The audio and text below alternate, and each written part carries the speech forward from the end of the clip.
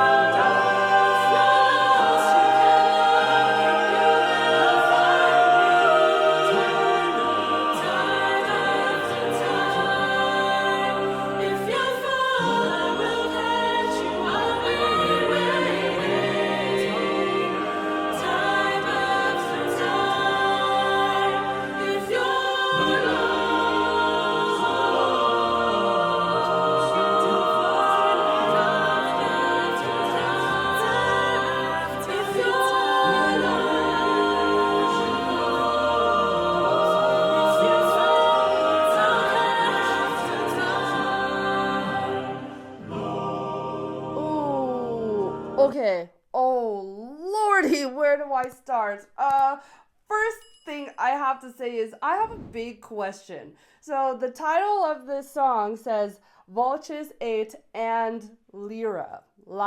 Not sure how that's pronounced. So I'm understanding that these are two different groups. And when I went on their website, I saw that there are males in the VOCES8. So I'm assuming the farthest row is VOCES8 and the middle row with the women is Lyyra. Is Lyyra completely separate of VOCES8? Who is Lyyra? Where did they come from? Who are they? I don't know. I'm confused. If anyone can let me know down below, that would be great. I went on their website hoping that I could find the sheet music to this, and unfortunately it's not there, which is completely understandable. Not all acapella groups or even composers want their sheet music to be sold. And then on top of that, this is fairly new. The very beginning of the piece compositionally reminded me a bit of minimalistic music, in a sense of you have a lot of the same material repeating over and over. That really does something to this idea of perception and also this idea of time. And that's what was really big with minimalistic music, is this play on your interpretation and the perception of time.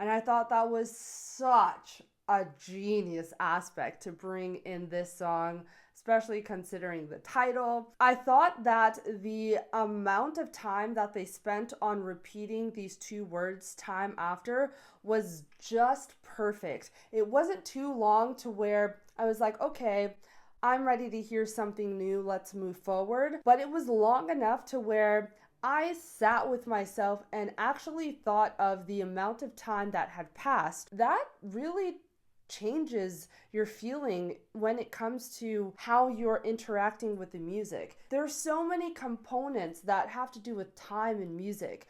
And when you can play around with that in new ways, it just makes you question on a much deeper level what is actually happening. It had this echoing effect that just added this extra layer of this idea of time and what we perceive as time. Honestly, just so good. Second thing I want to point out is movement and choreography. When it comes to a setting like this, where there's a lot of stillness and there are not a lot of moving parts, you don't have a conductor moving their arms around. You don't have instrumentalists moving their bodies to make the sound that the instrument needs to make. You don't have a lot of movement even going on with the videography. It's just very calm and very still. And when that happens, any small movement you make is grand. And that just would not be the case necessarily in a completely different setting.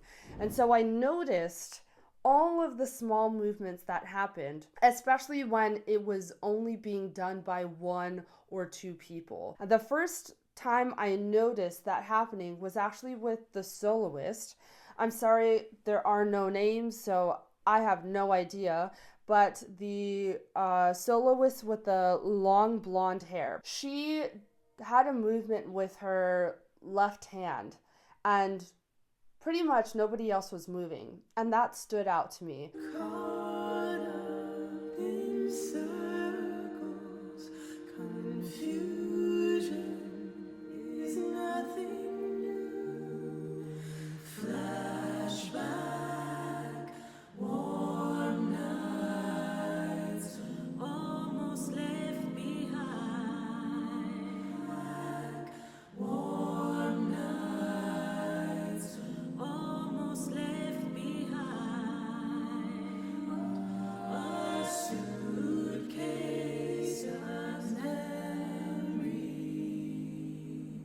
But then when the middle group, I believe Lyyra, all came together and moved at the same time, that was a completely different vibe and feel than when someone did it out of the blue.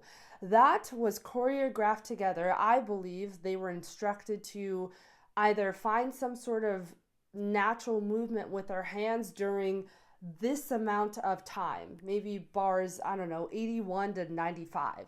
You're allowed to have freedom with your movements here, but it must be within your hands. Time after sometimes you picture me, I'm walking too far away.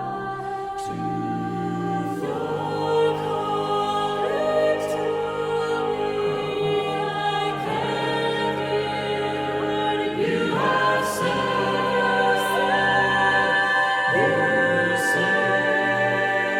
It starts at the same time and gradually ends around the same time. That was such a nice touch, and I think really should be highlighted more when it comes to a cappella groups and when it comes to these types of settings. I noticed the most strangest things, and maybe it's because I do a lot of video production, I'm behind the camera, I pay attention to the smallest things. But I noticed there are 3 people wearing glasses. One reason why I don't wear glasses is because actually what I saw here. So I would love to wear glasses when I'm recording these videos. But the reason why I can't is because the reflection of the ring light is so prominent in the glass part that you cannot see my eyes. And I did see that just about every time the camera panned over someone wearing glasses. And you may think, oh, Jessica, you're being so picky, or Jessica, oh, that doesn't matter. And yes and no. It doesn't matter in the grand scheme of things. But when you're looking at this as a professional production, in terms of sound, in terms of videography, all of those things actually matter, because that takes away from the actual singer.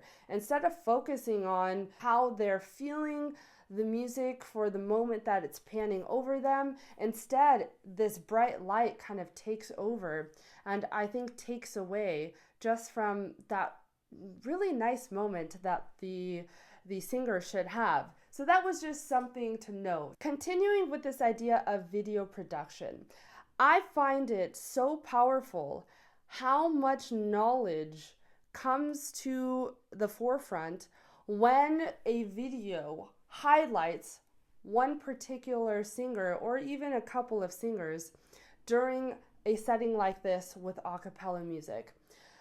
It's interesting that when the video is panning over or when it's just still on one or a couple of singers, how much easier it is to listen to just those individual voices out of all of the voices. Now, I'm not a sound engineer, so I have no idea really the intricate details that go along with a final production like this.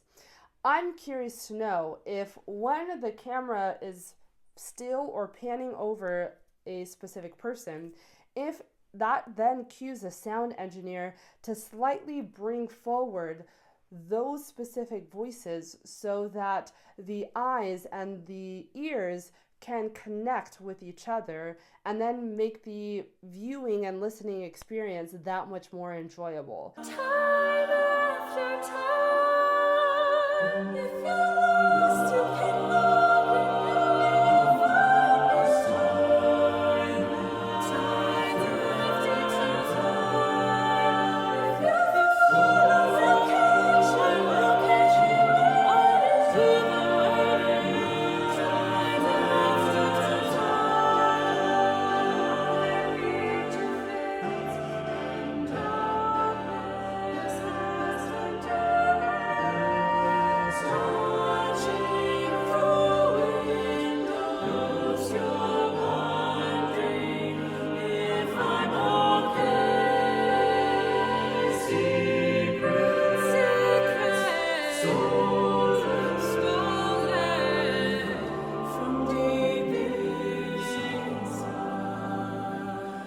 there's so much going on orally. You essentially have 2, 4, 6, 8, 10, 12, 14 different voices that could be going on at one time. My God, that is so complex. When you can have that moment where you see who you see on screen and then you can hear that particular voice, there is something so satisfying about that. It's so hard to explain.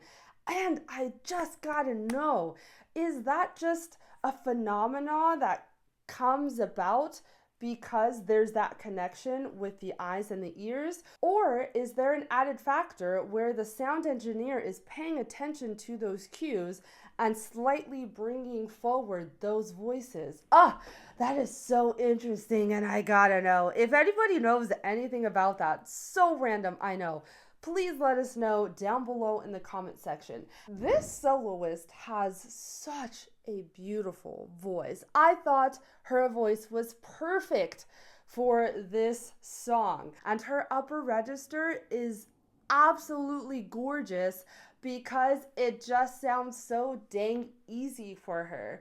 Lying in my bed, I hear the clock tick and think of you. Caught up in circles, confusion is nothing new. What goes on in their head in terms of technique and in terms of expression. You can learn so much just by listening to someone else. But then when you have that added factor of what is going on mentally when they're performing or when they're practicing, it just puts so many of the pieces of this very complex puzzle of singing together. The words I want to look at are, if you're lost, you can look and you will find me time after time. If you fall, I will catch you. I'll be waiting time after time. There is a moment where the soloist sings this part. She sings it in her upper register. And there are a couple of things I want to point out. One, how beautiful the diction is despite the higher register. The higher you go in your register, or even the lower you go in your register, the more difficult it is to really pronounce and enunciate through all of your vowels and all of your consonants. It's inconvenient because it gets in the way, and what really is at the forefront in those moments of your extreme register is getting out the sound. If you're lost, you can look and you will find me. Time after time. If you fall, I will catch you. I'll be waiting. Time after time. The actual words usually come second in those moments. They do come second in those moments. She's not in that extreme of a register, but she's still high enough to where it takes that much more effort to pronounce the words. And she's doing such a great job. I didn't have to second guess anything she was saying. It really, really was beautiful. The other thing I wanted to talk about is the switching between straight tone and vibrato. Now we are in a more pop contemporary style, so the use of vibrato is going to be much less than if you were singing opera or romantic music. In this phrase, if you're lost, you can look and you will find me. The times she used vibrato were on the words look and me, the last word of that phrase. If you're lost, you can look and you will find me. What I liked about it is that she started vibrato right at the start of the note. Sometimes, and even oftentimes actually, you will hear pop singers or singers of this type of genre start a note with straight tone and then add vibrato later. And that happens in the middle of the phrase or even at the end of the phrase. This subtlety, and it really has to do with how even and clear her vibrato is. But I thought it was such a nice touch to add it right when the note started because, honestly, just because of how much I love hearing her vibrato. If you're lost, you cannot give me you will find me. It's beautiful because it isn't too wide, it isn't too quick, it really is just beautifully in the middle. I'm jumping all over the place, but there was a part in the beginning where the back row, VOCES8, there was a moment where they just sat on the M of the word time. Oh my god, that effect.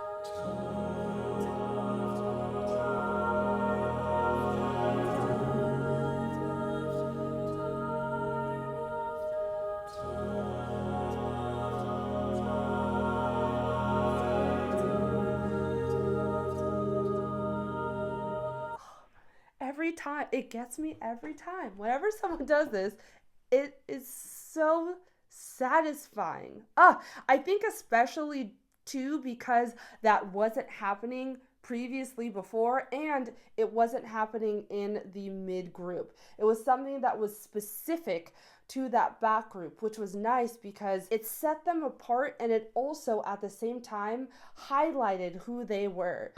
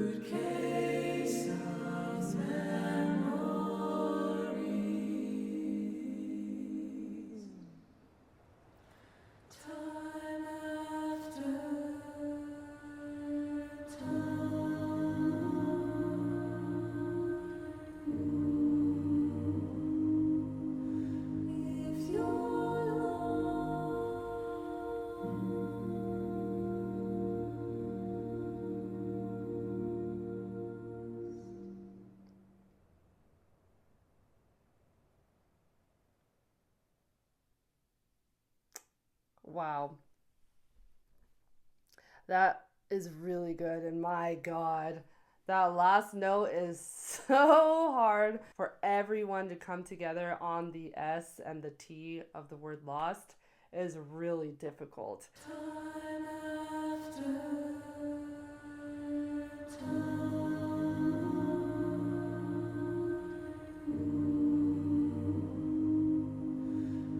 If you're